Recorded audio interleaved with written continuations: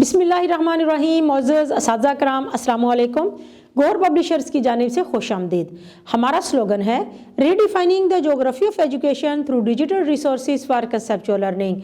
मेरा नाम साजिदा नूर है। आज के इस वीडियो लेक्चर में हम गौहर निदाए उर्दू जमात शशम के सबक नंबर 10 राशिद मिन्हास शहीद निशाने हैदर शुरू करने जा रहे हैं। तो आइए चलते हैं हासिलाते ताल्लुम की जानिब। मोअज़्ज़ज़ असातिज़ा कराम, इस सबक को पढ़ने के बाद तलबा इस काबिल हो जाएंगे कि वो अपनी जमात के मायार के मुताबिक कहानी, नज़्म, वाक़या, तकरीर, ऐलान, खुतबा, गुफ्तगू, खबर, ड्रामा, हदायत सुनकर सवालात के ज़ुबानी जवाब दे सके। यानी कि जब भी कोई कहानी पढ़ें, कोई नज़्म सुने, कोई खुतबा सुने, कोई गुफ्तगू का प्रोग्राम सुने, कोई ड्रामा, हदायत वगैरह सुने, तो उसका वो फ़हम भी रखते हों। यानी कि उसको सुने ही ना बल्कि समझ भी सकें, और फिर जब उनसे इससे मुताल्लिक़ कोई सवालात पूछे जाएं तो वो उनके जवाबात देने के काबिल हो सकें। बच्चों को इस काबिल बनाने के लिए हमने करना क्या है कि जब भी बच्चों को कुछ पढ़ाने जा रहे हों तो उस दौरान बच्चों से मुख्तसर सवालात ज़रूर पूछते रहें। इससे दो फ़ायदे होंगे।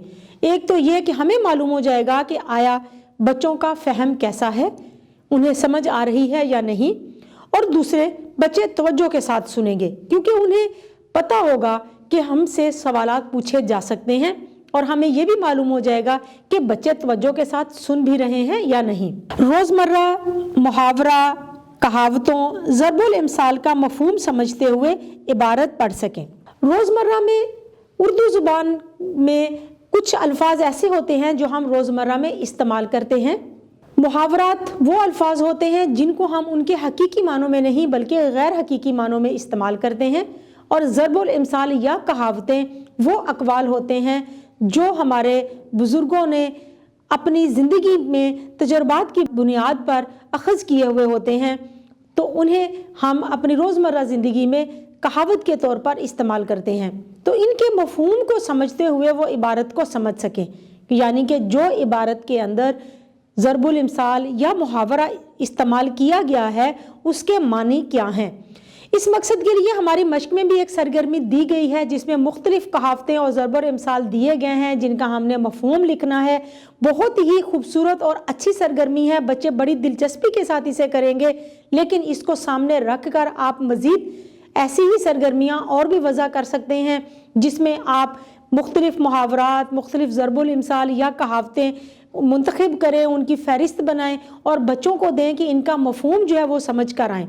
इस मकसद के लिए आप कमरा जमात में जमात के 2 ग्रोह बनाकर उनके दरमियान में मुकाबला भी करवा सकते हैं। ये भी एक बहुत ही सेहतमंद सरगर्मी होगी और बच्चों को सीखने का मौका भी मिलेगा। नज़्म व नसर को फ़हम के साथ पढ़कर मुतल्लिका सवालात के जवाब दे सकें, नसरी तहारीर में इम्तियाज़ कर सकें। यानी जो सबक हम पढ़ने जा रहे हैं इससे हटकर भी, चाहे वो नज़्म है या नसर है, तो उसको फ़हम के साथ पढ़ें, उसको समझें, ताकि आखिर में मश्क में दिए गए सवालात के जवाबात देने के काबिल हो सकें। वो सवालात मारूज़ी शक्ल में भी हैं, वो सवालात मौज़ूई शक्ल में भी हैं।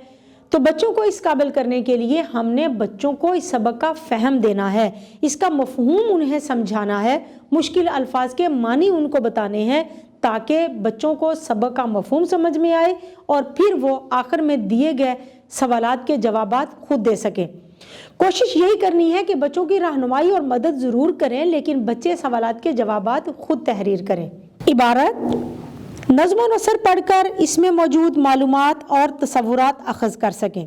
इबारत चाहे वो नज़्म की शक्ल में हो या नसर की शक्ल में हो, उसको पढ़ें और उसमें दिए गए तसव्वुरात को अख़ज़ करने के काबिल हो सकें। जो मालूमात दी गई हैं ना सिर्फ वो मालूमात वो समझ सकें बल्कि उनको वो अपनी अमली ज़िंदगी में इस्तेमाल भी कर सकें। जो तसव्वुरात उस नज़्म में या नसर में पेश किए गए हैं उनका मुवाज़ना वो अपनी ज़िंदगी के साथ करना सीख जाएं। इस मकसद के लिए हमने ये करना है कि जब भी कुछ पढ़ाएं तो फिर बच्चों के साथ उसके बारे में बातचीत ज़रूर करें, उनसे पूछें कौन कौन सी मालूमात आपको मिली हैं, कौन कौन से तसव्वुरात आपने नए यहाँ से अख़ज़ किए हैं, और ان کے بارے میں آپ کا نقطہ نظر کیا ہے، آپ اپنی زندگی میں ان کا اطلاق کس طرح سے کریں گے۔ عنوان اور آغاز کی مدد سے 175 الفاظ پر مشتمل کہانی لکھ سکیں۔ کہانی لکھتے ہوئے سب سے پہلے عنوان کا انتخاب کرنا ہوتا ہے، اس کے مطابق ہم نے کردار دیکھنے ہوتے ہیں کہ کون سے کردار ہیں جن کے گرد یہ کہانی گھوم رہی ہے۔ عروج پر جا کر پھر اختتام پر جانا ہے تو وہاں پر اخلاقی سبق ضرور لکھنا ہے۔ ایک بات بچوں کو بتانی ہے کہ کہانی ہمیشہ صیغہ ماضی میں لکھی جاتی ہے، سادہ اور آسان زبان میں لکھی جاتی ہے، بہت طویل کہانی نہیں لکھی جاتی، کیونکہ اگر کہانی طویل ہوگی تو وہ اپنی دلچسپی کھو دے گی۔ کوشش یہ کرنی ہے کہ بچوں کی رہنمائی ضرور کریں لیکن بچے کہانی خود سے لکھیں۔ متضاد الفاظ کو عبارت میں پہچان سکیں اور استعمال کر سکیں۔ سب سے پہلے ہم نے بچوں کو یہ بتانا ہے کہ متضاد الفاظ ہوتے کیا ہیں۔ کسی بھی لفظ کی معنی کے لحاظ سے الٹ یا ضد کو ہم متضاد الفاظ کہتے ہیں۔ الفاظ کے متضاد تو بچے آرام سے سیکھ لیتے ہیں، کر بھی لیتے ہیں۔ آسمان کا الٹ زمین ہے، اونچائی کا پستی ہے، لیکن جب ہم اس کو عبارت میں استعمال کرتے ہیں تو وہاں پر عبارت بھی تبدیل ہو جاتی ہے، یعنی کہ جملہ ہی بدل جاتا ہے۔ تو بچوں کو زیادہ سے زیادہ اس قابل بنانے کے لیے ہم نے کیا کرنا ہے، ہمارے مشق میں بھی ایک سرگرمی دی گئی ہے، اس سرگرمی کو سامنے رکھ کر مد نظر رکھتے ہوئے ہم مزید سرگرمیاں وضع کریں گے اور بچوں کو الفاظ کے متضاد کی عبارت میں تبدیلی جو ہے وہ سکھائیں گے۔ فعل کی اقسام کو بلحاظ معنی پہچان سکیں اور استعمال کر سکیں۔ فعل کی اقسام بلحاظ معنی کون کون سی ہیں؟ سب سے پہلے ہم نے بچوں کو یہ بتانا ہے، فعل معروف اور فعل مجہول۔ فعل معروف وہ فعل ہوتا ہے جس میں فاعل موجود ہو، اور فعل مجہول وہ فعل ہوتا ہے جس میں فاعل موجود نہ ہو۔ مثال کے طور پر احمد کتاب پڑھ رہا ہے، یہاں کام کرنے والا یعنی کہ فاعل احمد موجود ہے، جبکہ کتاب پڑھی جا رہی ہے یا کتاب پڑھی گئی، یہاں پر فاعل موجود نہیں ہے، صرف مفعول ہے اور فعل ہے۔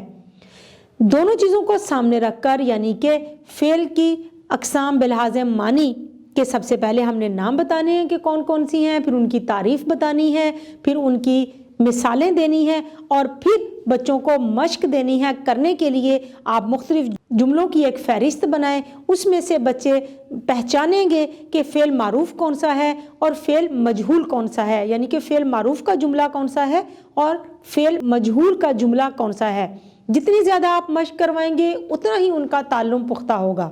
معزز اساتذہ کرام، امید ہے کہ آپ کو آج کا یہ ویڈیو لیکچر بہت اچھا لگا ہوگا۔ آپ کی مدد کے لیے ہماری ویب سائٹ www.goharpublishers.com پر بھی scheme of studies, model papers, lesson plans اور کی بکس دی گئی ہیں، آپ وہاں سے بھی مدد لے سکتے ہیں۔